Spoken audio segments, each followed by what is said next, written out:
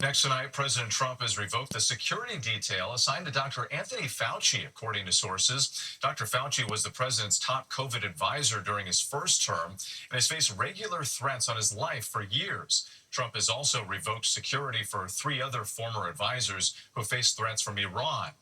In North Carolina today, Trump said they all have made a lot of money. They can hire their own security, too.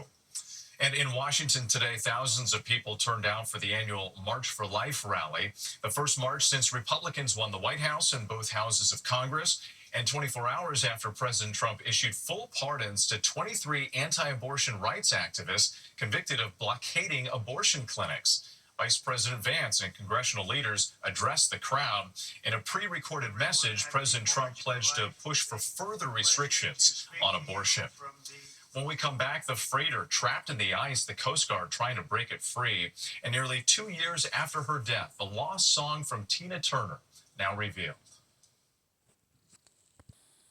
Tonight, a Coast Guard cutter now trying to free a cargo ship trapped in the ice on Lake Erie.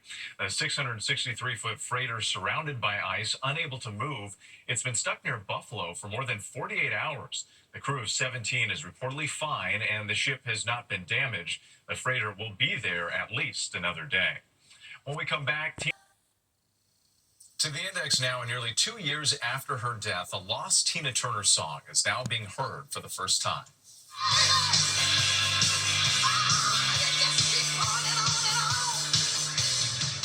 Hot for You Baby was originally recorded more than 4 decades ago. It was cut from her hit album Private Dancer.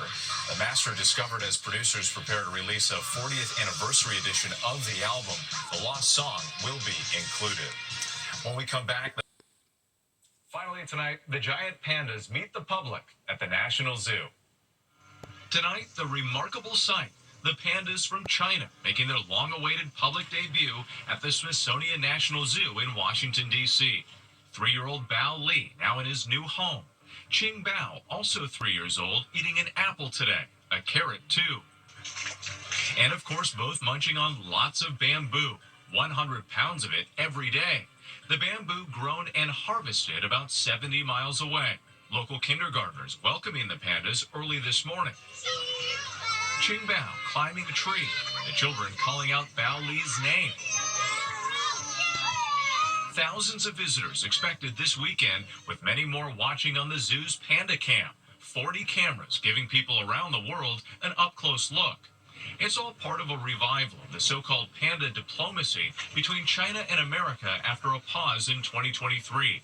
Pandas were sent home to China, but tonight, they're back. The pandas arriving from China last October, touching down at Dulles International Airport in a Boeing aircraft they call the FedEx Panda Express. The panda picture right on the side. The two in these custom crates, a police escort right to the zoo in Washington, crowds lining the streets. In quarantine and closely monitored by their care teams, but now they are ready.